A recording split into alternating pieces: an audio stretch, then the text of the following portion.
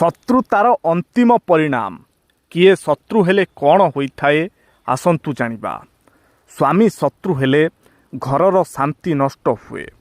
ସ୍ତ୍ରୀ ଶତ୍ରୁ ହେଲେ ପରିବାରର ମୂଳ ଧ୍ୱଂସ ହୁଏ। ଗୁରୁ ଶତ୍ରୁ ହେଲେ ସମ୍ମାନ ହରାଇବାକୁ ପଡ଼ିଥାଏ। ଶିଷ୍ୟ ଶତ୍ରୁ ହେଲେ ଜ୍ଞାନର ଦ୍ୱାର ବନ୍ଦ ହୋଇଯାଏ। ପିତା ଶତ୍ରୁ ହେଲେ ସନ୍ତାନ ଅନାଥ ସଦୃଶ୍ୟ ହୁଏ।